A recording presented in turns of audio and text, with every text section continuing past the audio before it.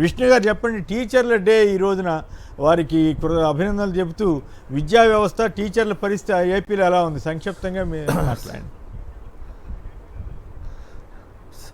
Sir, Sarvepalli Radhakrishna గారి జన్మదినోత్సవాన్ని ఉపాధ్యాయుల దినోత్సవంగా మార్చుకోవడం జరిగింది.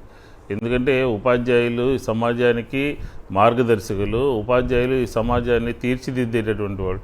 ఆయన జన్మదినోత్సవాన్ని మార్చుకుని ఈరోజు ఆంధ్రప్రదేశ్లో మనం చూస్తూ ఉన్నాం టీచర్స్ సంబంధించినటువంటి ఏ రకమైనటువంటి ఇబ్బందులు పడుతూ ఉన్నారో, ఏ విధంగా రోడ్లు ఎక్కుతూ ఉన్నారో, ఏ విధంగా వాళ్ళ పని భారం పడిపోయిందో, గతంలో కన్నా మేము మెరుగైనటువంటి పరిపాలన అందిస్తాము అని చెప్పని విద్యా వ్యవస్థని పూర్తిగా భ్రష్టు పట్టించినటువంటి పరిస్థితి ఆంధ్రప్రదేశ్లో కనపడుతుంది.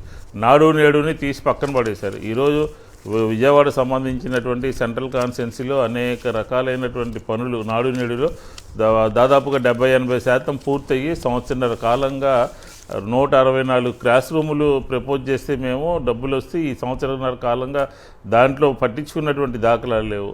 అలాగే ఉపాధ్యాయులకి కూడా కొంతమంది ఉపాధ్యాయులు అయితే ఈ ప్రభుత్వం వచ్చిన తర్వాత రాయలసీమలోను 2-3 ప్రాంతాల్లో ఆత్మహత్యలు కూడా చేసుకున్నటువంటి పరిస్థితి చూస్తున్నాం మనం. ఇది చాలా విపరీతమైనటువంటి ధోరణిలో ఉపాధ్యాయుల మీద ఇబ్బంది పెడతా ఉంది. అలాగే ఒక భ్రష్టు పట్టించారు విద్యా వ్యవస్థని, భ్రష్టు పట్టించినటువంటి పరిస్థితి ఈరోజు ఆంధ్రప్రదేశ్లో కనపడుతుంది. కాబట్టి ఈరోజు ఆయన శుభాకాంక్షలు గొప్ప విశేషం ఏంటంటే రోజు చంద్రబాబు గారు ఏదో ఉపన్యాసం ఉంటుందండి, అది విశేషం. రైట్, ఫైనల్గా తిలక్ గారు మీరు కూడా సంక్షిప్తంగా అభినందనలు చెప్తూ ఒక మాట మాట్లాడితే క్లోజ్ చేద్దాం. ఉపాధ్యాయ దినోత్సవం నాడు శుభాకాంక్షలు చెప్పడం, అభినందనలు ఆయన ఫోటోకి దండేటివి కాదండి. ఆయన చెప్పిన వాటిని ఆచరిస్తే ప్రభుత్వం అప్పుడు సమంజసంగా ఉంటుంది. అలా కాకుండా ఆయన ఇప్పుడు అంబేద్కర్ గారి విగ్రహానికి అవమానం చేసి అక్కడ పార్కులు నిర్మాణం చేసి జగన్ గారి మీద కోపంతో ఆ పార్కు నిర్లక్ష్యం చేస్తూ అంబేద్కర్ గారి గురించి గొప్పగా చెప్తే ఉపయోగం. అంబేద్కర్ గారు అంటే గుర్తుకొచ్చింది, కోనసీమలో మొన్న ఒక సిఐ గారు చెప్తున్నారు కులాల మధ్య ద్వేషాలు పెంచుతున్నారంట.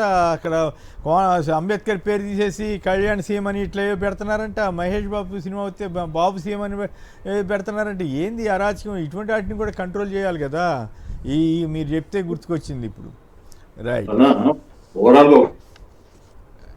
కంప్లీట్ చేయండి. ఇబ్బందుల గురించి జగన్మోహన్ రెడ్డి హయాంలో రోడ్ల మీదకి రైతులు ఎందుకు రాలేదు? ఆర్బీకే వ్యవస్థని రైతులకు ఏం కష్టం చేసింది, ఏ నష్టం చేసింది అని తొలగించారు. ఇవాళ రైతు రోడ్ల మీదకి ఎందుకు రావాల్సి వస్తుంది? ఇది ప్రజలు ఆలోచించాల్సిన విషయం. Right, okay.